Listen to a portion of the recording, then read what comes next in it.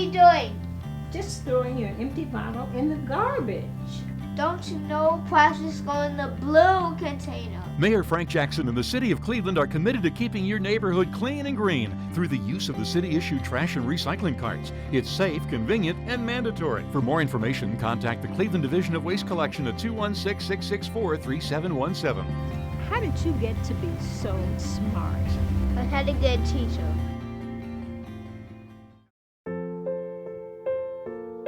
This is why you took a second job. While you taught yourself how to fix the plumbing. While you'll do whatever it takes to keep your home. And that is why we want to help. We are making home affordable, a free government resource that can make paying the mortgage easier. Call 888-995-HOPE today.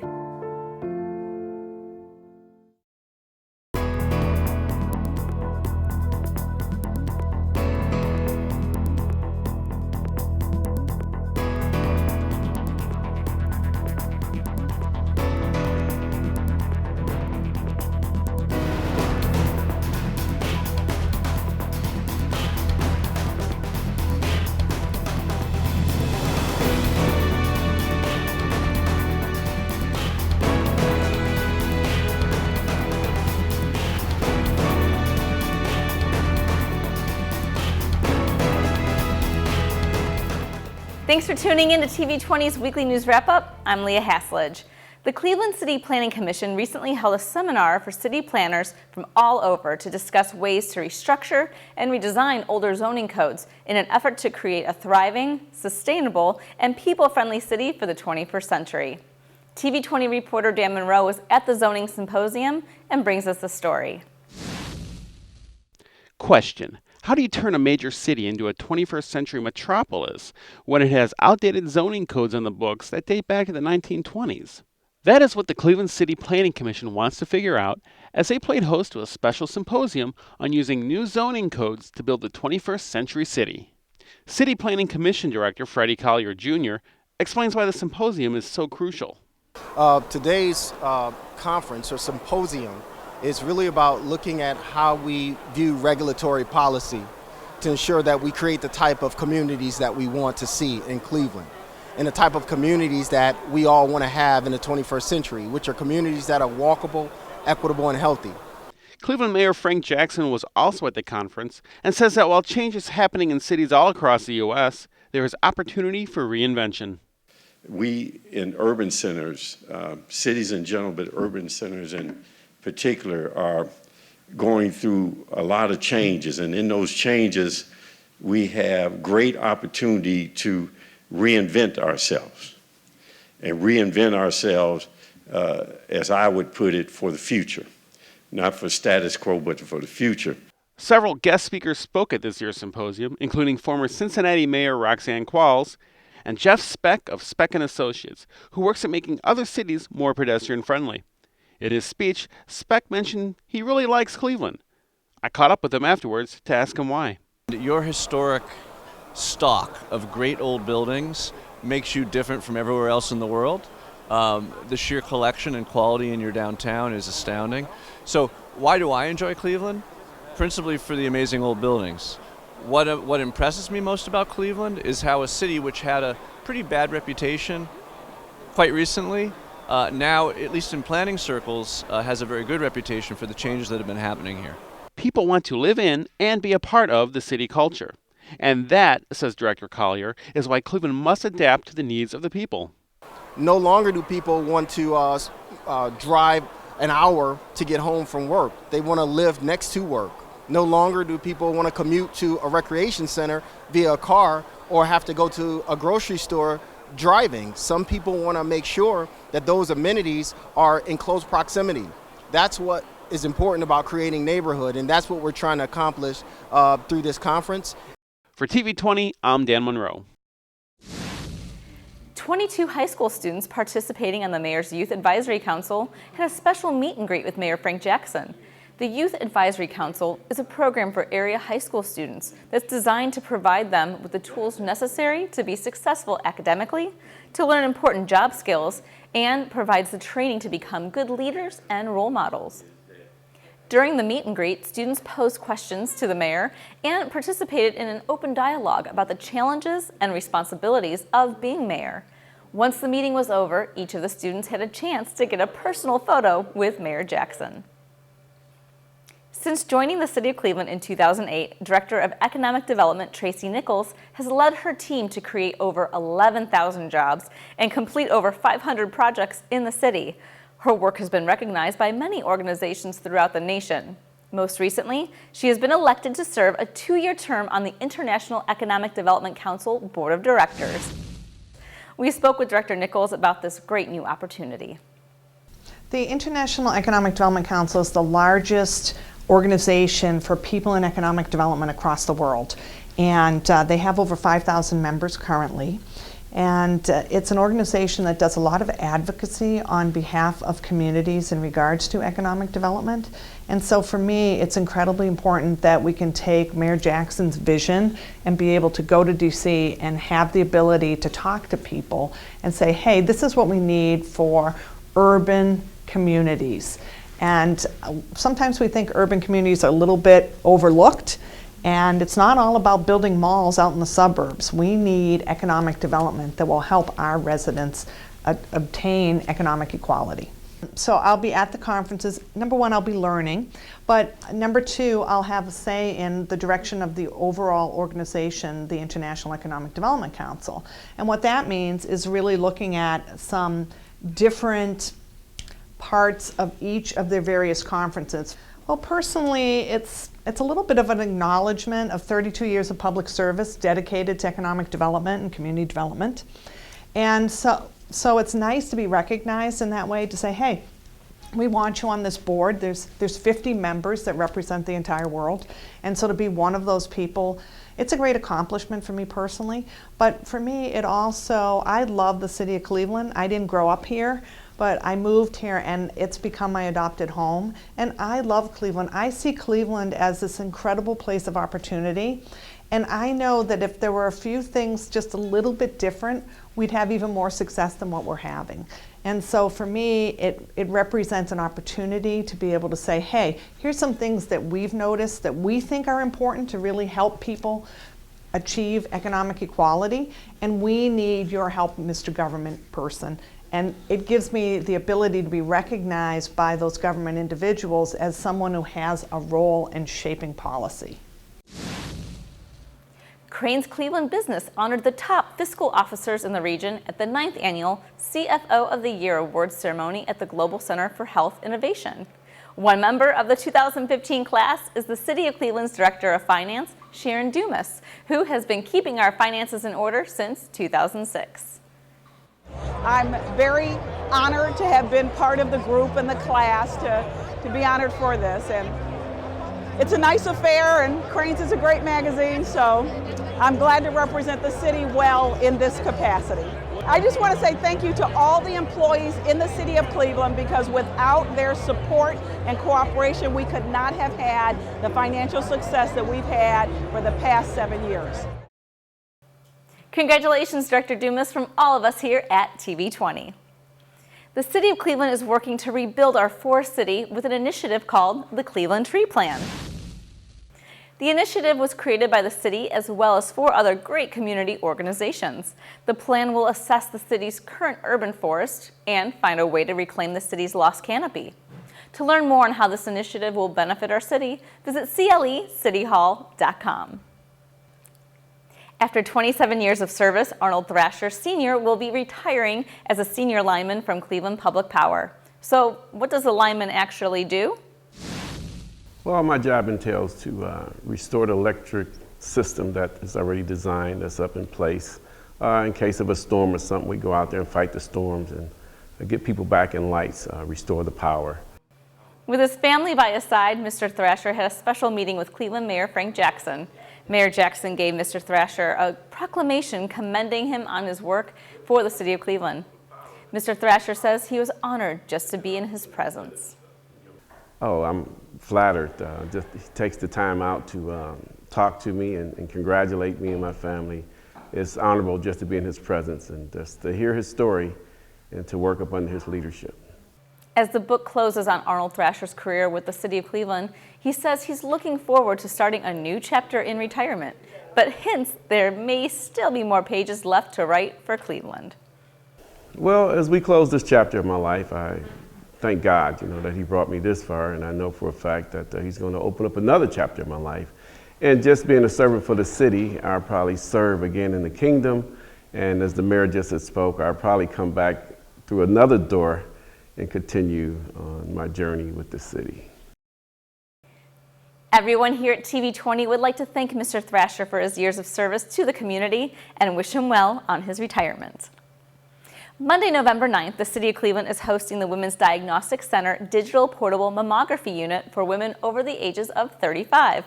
All forms of insurance, with the exception of Kaiser Permanente, will cover the cost of the mammogram. 15 minutes is all the screening should take, and you'll receive your results within 10 business days. For more information on how you can get this free screening, visit wdc-mammogram.com. In 1998, then Councilwoman Fannie Lewis saw a need for dance education for the children of her ward.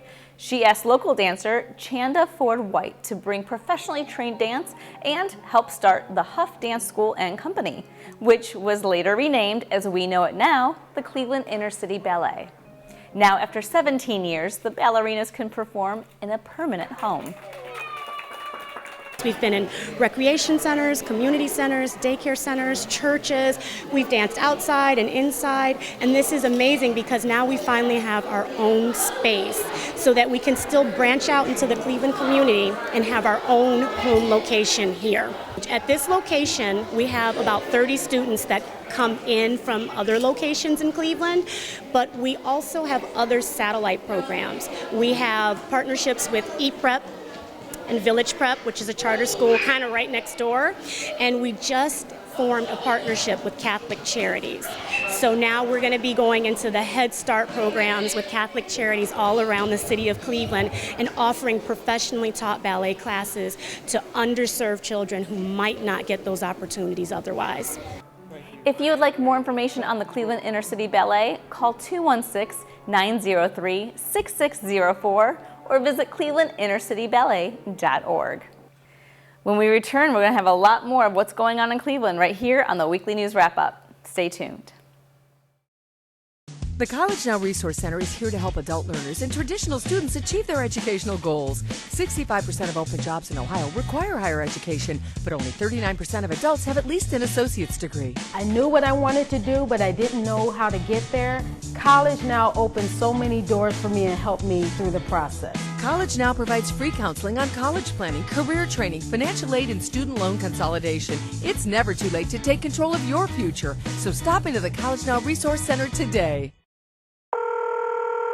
911, where's the emergency? I'd like a pizza for delivery. Ma'am, you've reached 911. This is an emergency line. Large with half pepperoni, half mushroom. Do you have an emergency or not? Yes. And you're unable to talk because... Right. Ma'am, is there someone in the room with you? Yes. Okay, I've sent an officer. Can you stay on the phone with me? No. See you soon. Thank you.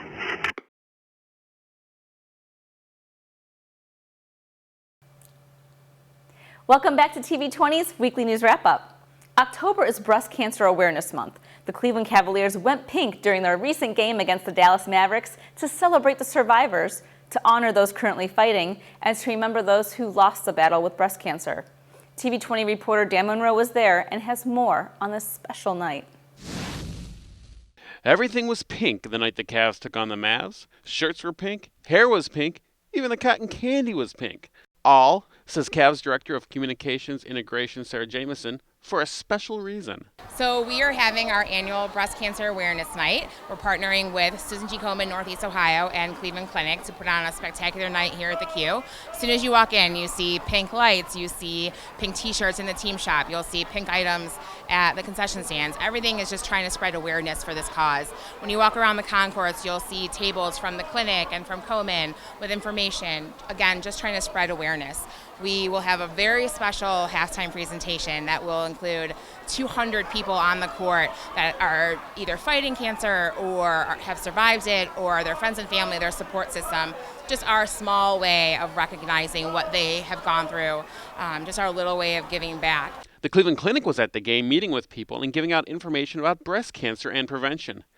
Dr. Stephanie Valente, breast cancer surgeon for the Cleveland Clinic, said you should really think about getting a mammogram sooner than later. So Cleveland Clinic recommends yearly mammograms starting at age 40. It's important for women to learn about their natural normal breast, and that begins usually around age 25. Dr. Valente said there is one important key to treating and beating breast cancer. It is early detection. So if you can catch a breast cancer that's early stage, meaning it's caught on mammogram or early detection, the overall survival is extremely well.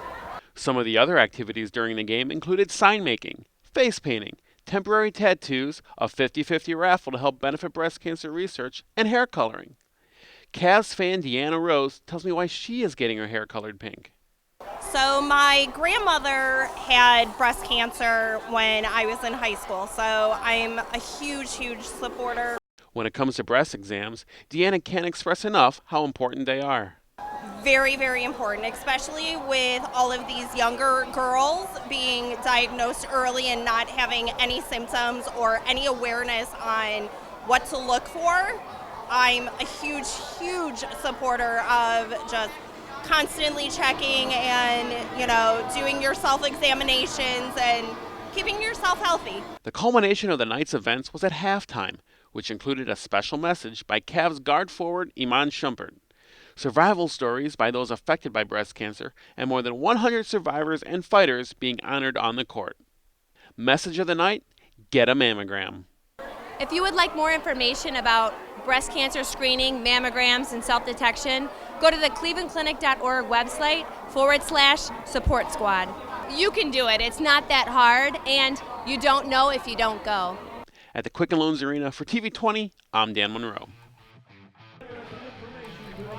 It was the fans instead of the running backs rushing to the end zone, or in this case, finish line, at the first annual Cleveland Browns Dog Pound Dash 5K. Enthusiastic fans ran the city streets to raise money for an incredible charity, to promote good health, and to show support for our Cleveland Browns. Well, you have to be a Cleveland Browns fan in order to be out on the lake with the wind. But I'm here with my sister and her significant other, and we're to support all the Cleveland Brown charities. And of course, I'm a diehard Browns fan. Employees from the City of Cleveland love to stay active and participated in the race as part of the Wellness Works initiative. This is our first time participating. We have 78 employees that will be running today and walking. This is for a wellness initiative, so we went out and recruited some employees to participate.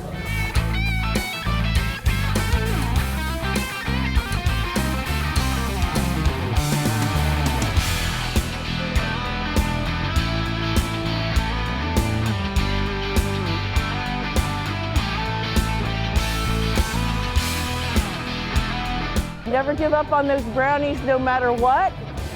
So go Browns. That race was so much fun. A lot has happened in Cleveland over the last few weeks, and here are a few top stories in case you missed it.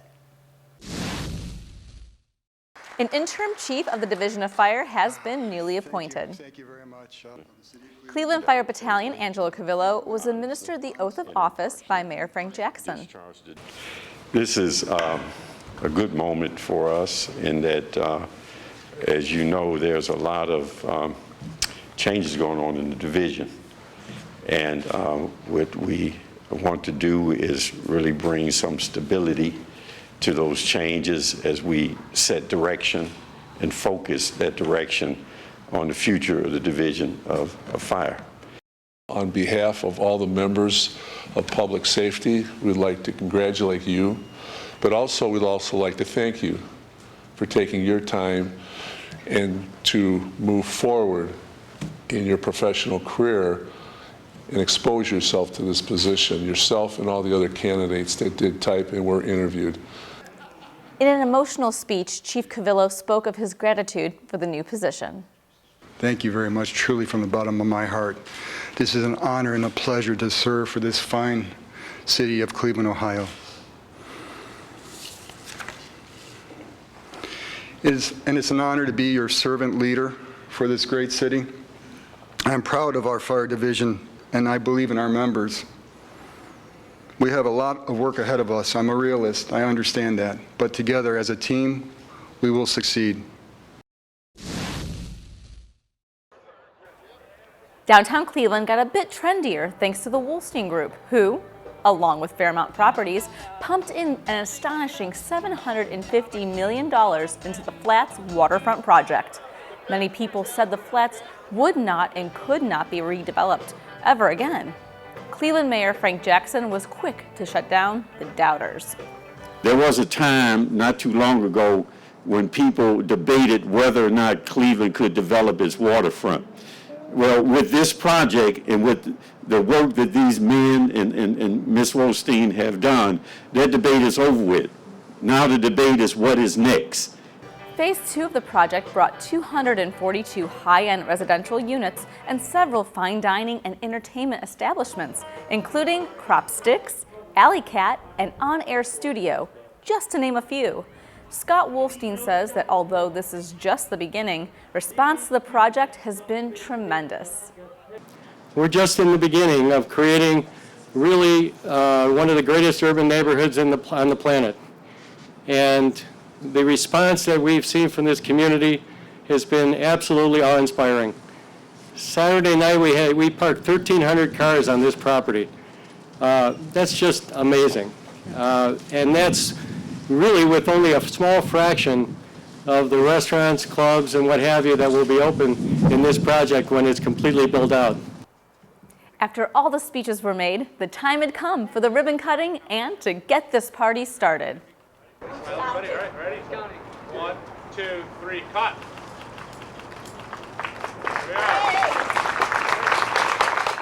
Planning efforts are currently underway for Phase 3 of the Flats East Bank project, which hopes to add a movie theater, street-level retail, and up to 100 additional residences.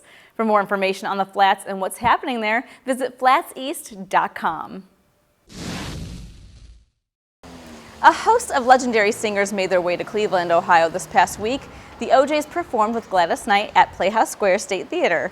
But before the big performance, the OJs lead singer made a stop through downtown Cleveland to connect with his fans.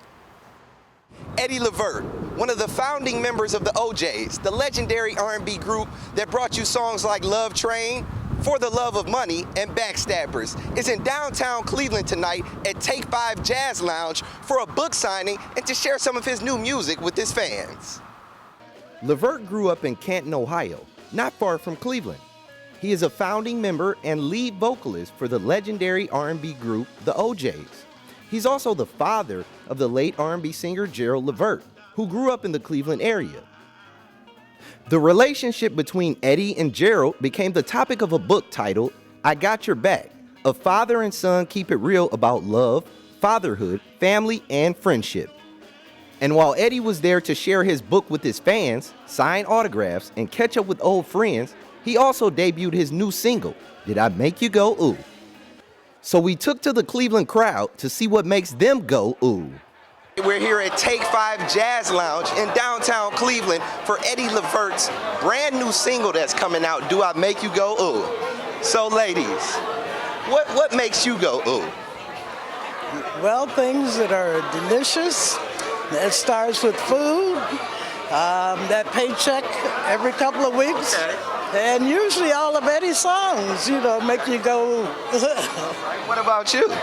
Everything good and honest, and a man makes me go, ooh. All right, you hear it. That's what makes them go, ooh. What makes me go, ooh, is being able to spend time with my husband, listening to some music, love, peace, and serenity. A gentleman that's tall, dark, handsome, and intelligent. Ooh, what makes me go ooh? And you too, Eddie, I know that Beckham's being in barbecue sauce. It makes you go ooh. What makes me go ooh is all the great things that are happening in the city of Cleveland. Ooh, wee. And what makes me go ooh? When I see a man crying in church and praising the Lord. I'm Tiffany Moore with TV20, and what makes me go ooh is rose petals and candles. The Rock and Roll Hall of Famer sang the night away, performing some of his greatest hits, and I'm pretty sure he had the entire crowd going ooh after they had a chance to hear his brand new single. Reporting from Take 5 Jazz Lounge, I'm Christian Patterson for TV20. We are Cleveland. It's that time of year when we find out what Clevelanders think is the creme de la creme at the Cleveland Magazine Best of Cleveland Party.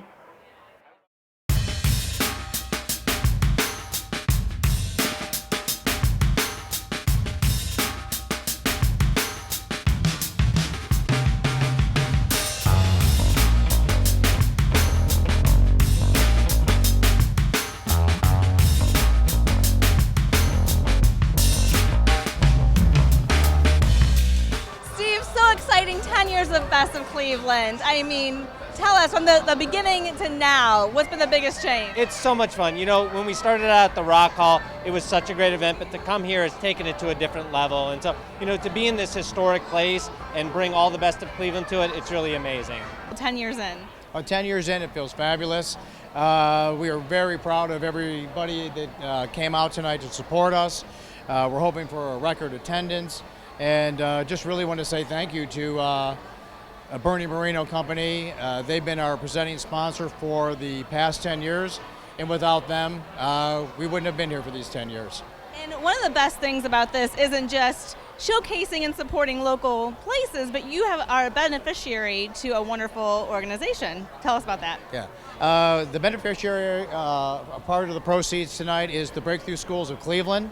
They are one of the #1 rated charter schools in the state of Ohio, and quite frankly are a model nationally for urban education. And John Zittner and Alan Rotzkam, they do a really great job, and we're hoping people bid on all the silent auction items, and we can raise a lot of money. It's an amazing partnership, and we're really thrilled to be a part of this. Part of our mission is to really focus on Cleveland and everything Cleveland has to offer. We want our students to come back and live in Cleveland and work in Cleveland. So it kind of comes full circle when we look at all the great small businesses that are here and the organizations and the corporate partners that make this possible. And they're really, truly giving back to our students. Many of them serve as board members at one of our schools or even volunteers. Nathan, your band was recognized this year. What was that honor like for you guys? Oh, it was amazing. I mean, we didn't even really know that we were up for it, so to win was really, really nice. Yeah. And now, to be here tonight for Cleveland Magazine's Best of, what is that honor like? It's amazing. I've always wanted to play in the Cleveland Public Hall. I mean, the Beatles have played here, the Rock Hall inductions were here, so it's amazing. It's amazing. Is this your first time attending the event? Yes, ma'am. Yes, it is. And what made you guys decide to come out and support? Our daughter. Yeah. She's having to step off up here, so we come to support my child, you know. What's been your favorite thing so far about this event? Just seeing everybody actually having a good time. Right. I actually enjoy my, the balloons, my chain I got, pretty awesome. Yeah, it is. It's pretty big. It's pretty cool. Now, anything that won tonight for Best of Cleveland that you were excited to come and try? Everything and the food. And how important is it for you to be a business owner in the city of Cleveland? It's very important. I was born and raised here, and I believe in the city more than anything. I have another company called Dinner in the Dark where we do a charity event every month that gives back to the community for supporting us as independent restaurants. What to you right now in 2015 is the best thing about Cleveland? Wow, that's a really good question. I just think it's the atmosphere. I think it's really the vibe. It's been a long time since I think people felt good about the town, and I would say the past year to 18 months, people really want to come out and celebrate the good things that are going on. I think that attitude's everything. That's all for your TV20 Weekly News Wrap-Up. I'm Leah Haslage. Thanks for watching. Now stay tuned for reporter Christian Patterson with the Inside Sports Report.